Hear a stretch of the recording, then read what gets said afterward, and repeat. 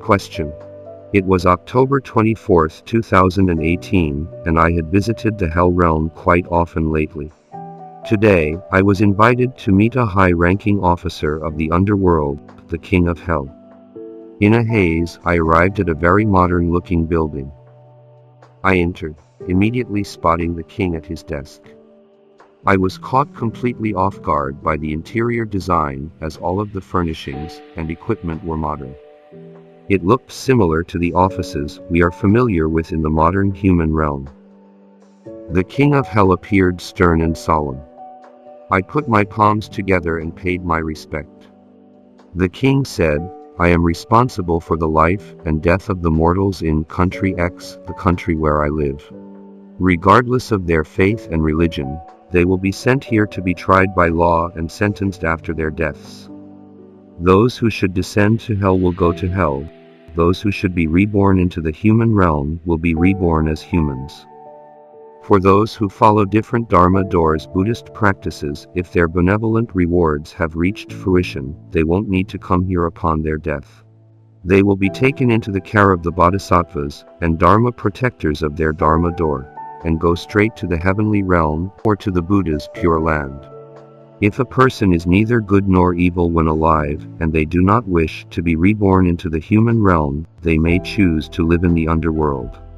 There are residential properties here, and the environment looks exactly like the environment in the human world. The only difference is the space and dimension. The underworld is very complex, and not something you humans can comprehend. Here, let me give you a communication device. Give it to the Dharma protectors of Guanyinpusa Dharma door so that in future, the underworld can be informed when you are to tour the hells, and I can arrange for my officers to escort you. Some Dharma doors have been passed down for many generations. Guanyinpusa Dharma door is considered a new Dharma door in Buddhism. Both in heaven and the underworld, Guanyin Bodhisattva is very well known. Beings of the underworld also know of this Bodhisattva. The king continued. In reality, regardless of your spiritual practice or faith, everything acts in accordance with the law of karma, namely, virtue has its reward, evil its retribution. To have a kind and benevolent heart is the right dharma. That is the aim of every religion or faith. The laws of the underworld are also designed in a way that follows the law of karma, with punishments meted out accordingly. You mortals in the human world are foolish. You are ignorant of both karma and the laws of the underworld. You must understand that if you speak irresponsibly about Guanyinpusa Dharma door, the officers of the underworld will record it. If your verbal misconduct is minor, then it's considered a minor unwholesome deed. If your verbal misconduct is severe, we will record it as a serious unwholesome deed. You reap what you sow, and it will be too late for pleading after you die. I hand down sentences according only to the consequences that you alone have created. The underworld is concerned only with consequences, not the cause. If someone has accumulated merits and virtues when alive, then I would use their merit virtues to reduce the length of their punishment before determining where they will go to according to their karmic conditions. Regardless of which Dharma door a person follows, each practice has a unique method of accumulating merits and virtues, and each has its own Dharma protectors in charge. From this perspective, the book of life and death is not completely under the control of the underworld. Rather, it is determined by your own evil deeds or benevolence. You mortals of the human world are truly foolish. If you are ignorant about something, it's better not to talk. Some, after a few years' spiritual practice, think they know it all. But how could you possibly comprehend the worlds beyond? How could you possibly know about all the religious practices that exist across time and space? Some practitioners act promiscuously, or they kill, or they lie. Can they be considered practitioners? The practitioners I mentioned here comprise followers of all religious practices, naturally including Guanyinpusa Dharma door. Guanyin Bodhisattva is truly compassionate and merciful. She has been keeping heaven from delivering their judgment to punish you sentient beings. She explains that the sentient beings deserve pity as their unwholesome deeds are committed out of ignorance. She constantly asks the Dharma protectors to have mercy on you all.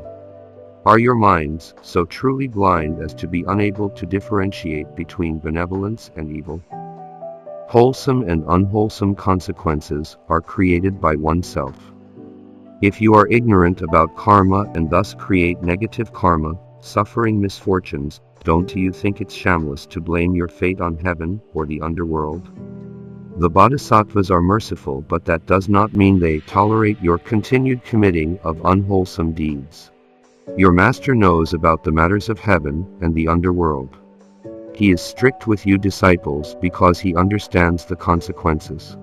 When karmic retribution occurs, you are the ones who suffered, don't you understand? The officer was speaking in Arabic, but I could understand his words.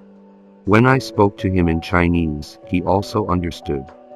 The king added, "The clerks here are always very busy, as they are constantly keeping track of and recording all the wholesome and unwholesome deeds that each person is committing in the human world. People of different faiths argue and bicker about their differences and about what's right and wrong. In my eyes, it is all a deed of verbal misconduct. Such foolishness." I asked curiously, if a foreigner dies in this country, how would the underworld deal with it? Glaring at me briefly, the king answered, "I suppose there's no harm in telling you. When a foreigner dies in this country, uniformed patrolling officers take them here and check their nationality. There are many portals in the underworld, and they will be sent to the underworld of their home country. If the foreigner has lived in this country and created unwholesome deeds here, then I would write a formal letter about the degree of the committed misdeeds. After that, I would have officers escort and repatriate them to their home country's underworld. Several great hells would accommodate all offenders regardless of their nationality. Every country's underworld has portals connected directly to those great hells. If they are a permanent resident here, then I will be in charge and will treat them as one of our national citizens. All right, you may return. Practice diligently. The Dharma protecting bodhisattvas of your religious practice are great. They are constantly and secretly protecting and blessing you practitioners. You must not commit unwholesome deeds. Return and sincerely express gratitude to Guanyin Bodhisattva, who has been showing constant mercy in order to save you sentient beings. You just do not know about it. There are still those who badmouth the Dharma door. Where is their conscience?" Soon, my consciousness returned. Master Jun Hong Lu's reply. "She has revealed many things about the underworld, and that's why you must not act recklessly.